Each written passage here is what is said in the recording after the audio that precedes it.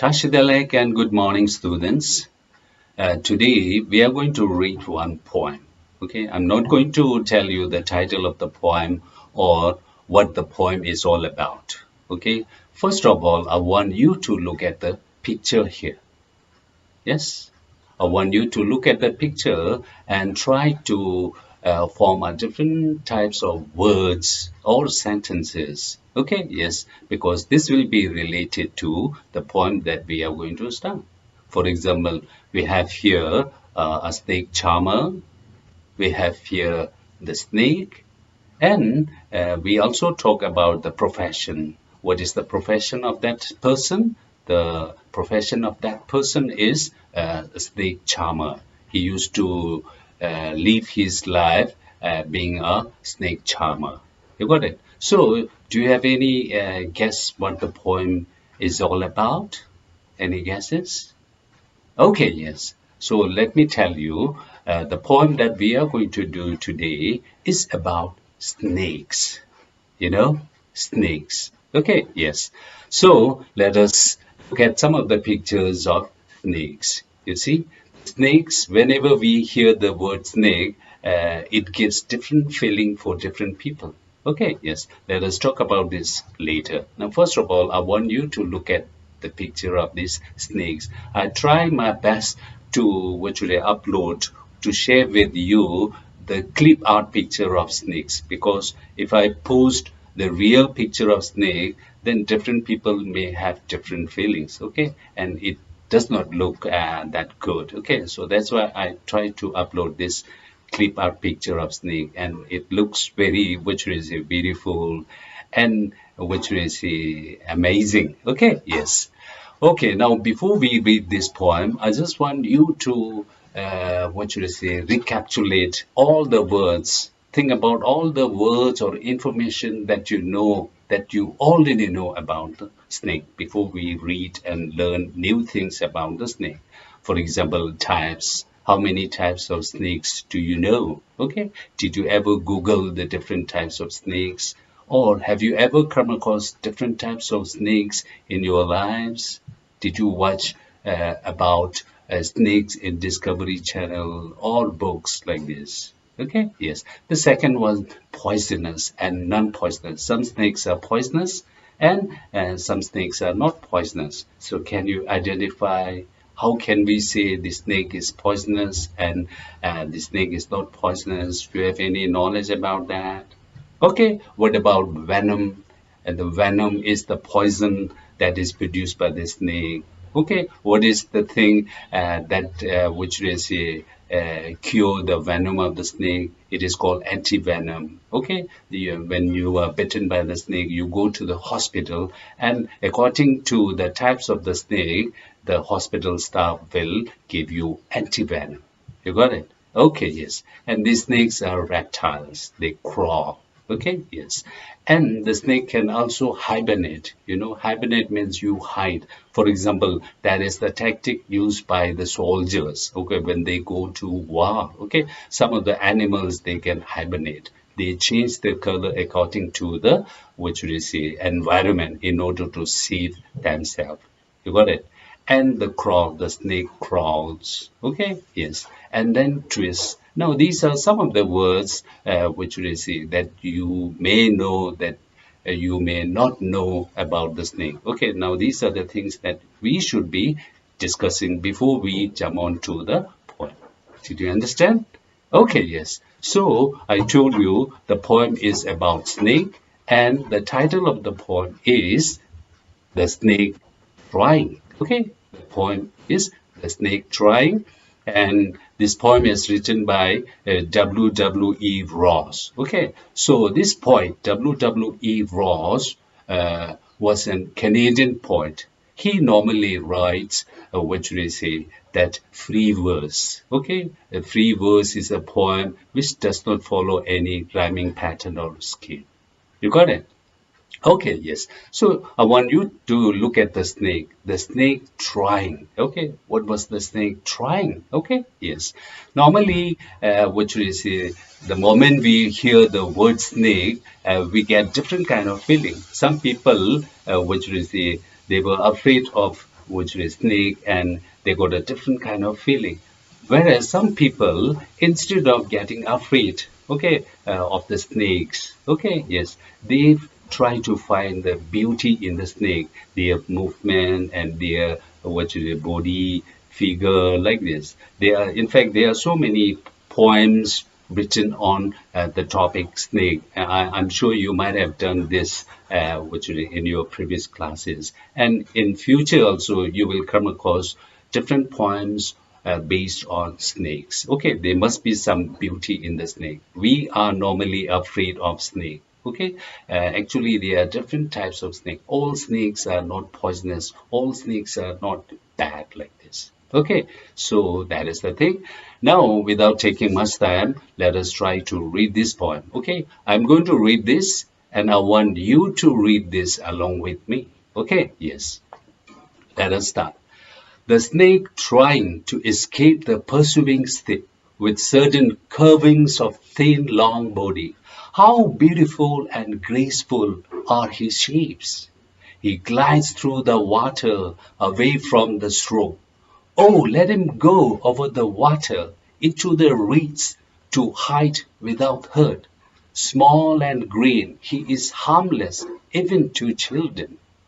Along the sand he lay until observed and chased away, and now he vanishes into the ripples among the green slim reeds. Okay, yes, I'm going to do this once more. You can also read. The snake trying to escape the pursuing stick with certain curvings of thin long body. How beautiful and graceful are his shapes. He glides through the water away from the stroke. Oh, let him go over the water into the reeds to hide without hurt. Small and green, he is harmless even to children. Along the sand he lay until observed and chased away, and now he vanishes into the ripples among the green slim reeds. Okay, so this is a lovely short poem. Okay, yes. So let us go through the stanzas one by one. Yes, the first stanza. The snake trying to escape the pursuing stick. So pursuing means following. Okay, you remember? Okay, after completing your what should I say school education, you pursue your further study. So that means you follow. Okay, yes. With certain curvings. Curving means different curve. When the snake moves, it makes different kind of shapes, curve. Okay, and it has got a long body. Okay, yes. How beautiful and graceful. Graceful means beautiful, elegant. Okay, he looks very graceful like this. So there was a snake, and what was the snake trying to do? The snake trying. No, he was trying. What was he trying? He was trying to escape. Yes, he was trying to escape the pursuing stick. There was a stick. So pursuing means following. A stick was following his. That means somebody was carrying a stick and just shooing away the snake. So the snake was trying to escape the stick. How does the snake try to escape? By making different curve. He makes different curve because the snake has got a long body and he used to curve and try to escape. Okay, yes. Now the poet finds a beauty in the snake. How beautiful and graceful are his shape. Now, instead of which are getting afraid of the snake, the poet sees a beauty. He was, what should I say, surprised. He just liked the beauty in the shapes and the movement of the snake. How beautiful and graceful are his shapes. The snake was making different shapes, curves like this. You got it? So that is the first stanza. You see, the snake was trying to escape. The snake was not hurting. The snake was not trying to hurt somebody, but the snake was trying to escape. Okay, yes. Here the snake was the victim of the stick. Somebody was hitting the snake. He glides through the water away. So glide means move slowly. Okay, yes, move slowly. Stroke means hit. Okay, yes. Whenever we type a computer, we count the number of strokes. Tack, tack, tack. So stroke means you hit with a finger or you hit with a stick. Here we are talking about which is a hit with a stick. Okay, yes. Reed means small water plants. Okay, when you come across some ponds and river, lake, you come across so many small what should I say, water plants. So these are called reeds. Okay, yes. He glides through the water away from the stroke. Okay, yes.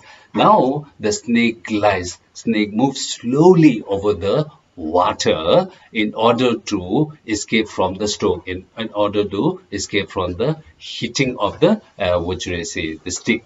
Okay, yes.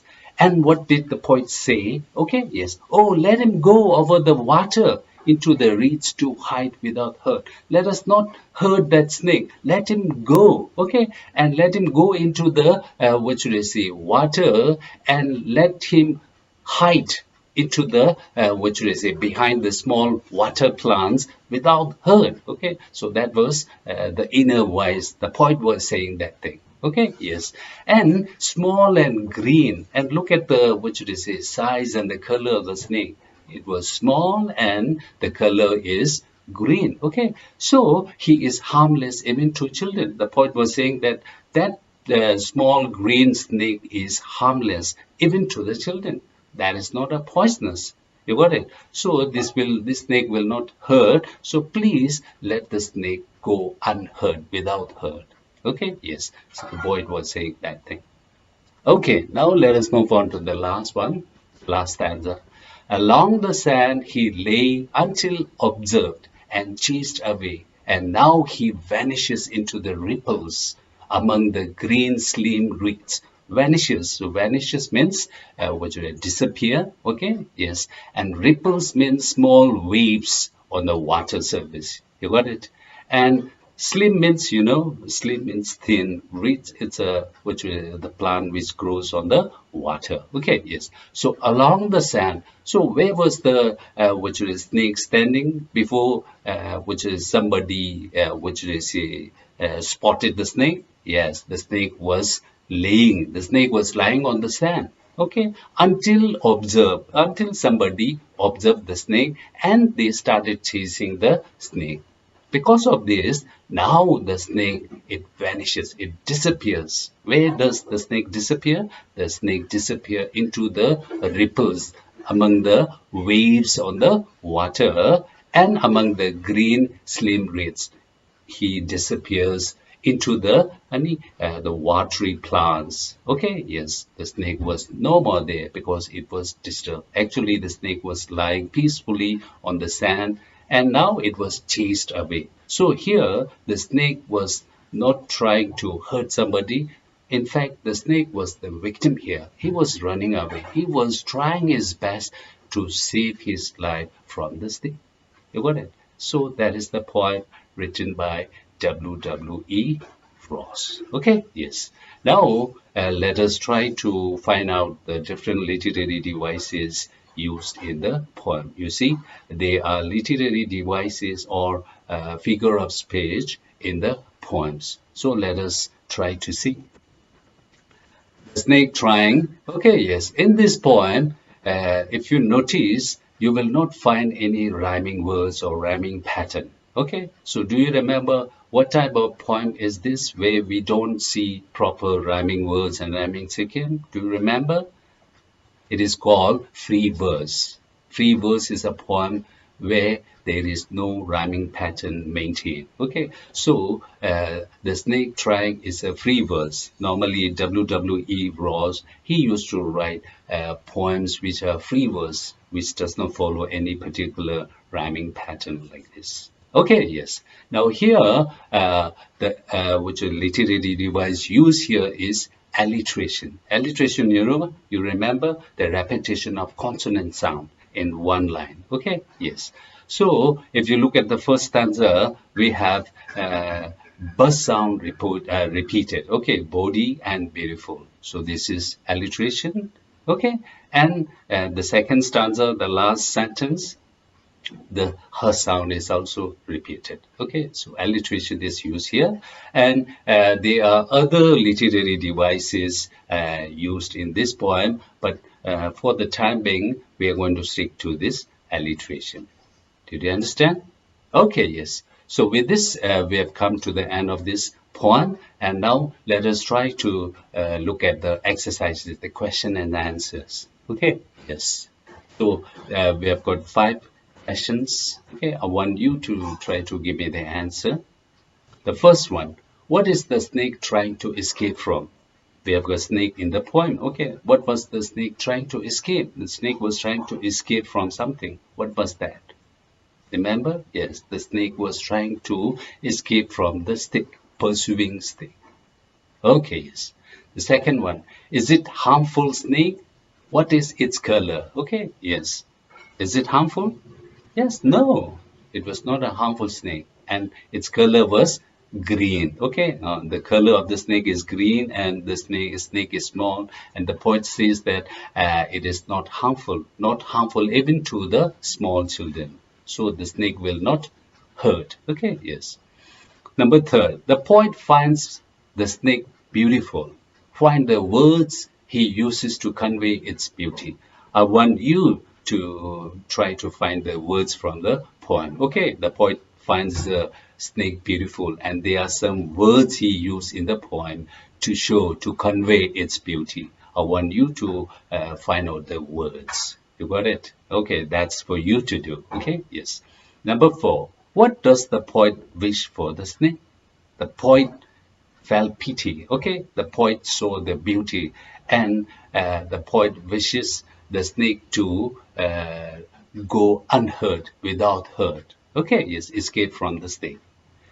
Number 5, where was the snake before anyone saw it and chased away? Where was the snake before somebody saw it and finally chased away? You remember? Yes, the snake was lying on the sand. Okay, the snake was lying peacefully on the sand, and somebody disturbed, and then it vanishes. Okay, the next question is, where does the snake disappear? Disappear means vanish. Okay, where does the snake disappear? I want you to look at that, the answer. Okay, these 2 questions, number 3 and number 5. Okay, I want you to do it for yourself. Where does the snake disappear? So with this, we have come to the end of the poem, The Snake Drank, which is very short. Okay, and I'm sure you have read so many poems which is written on snake. Okay, yes, you must have read, and in future you will come across so many poems which is made on the snake, because some people they find it snake very fearsome, and people are afraid, and on the other side, what should I say? There are people who finds beauty in the snake. Okay, not all the snakes are, what should I say, poisonous and dangerous like this. You got it? So I want you to, what should I say, go through the poem once again, and if you get time, you can, what should I say, translate 1 or 2 stanzas into Tibetan also. You got it? Okay, yes. So with this, I'm going to stop here. We'll see you in the next video.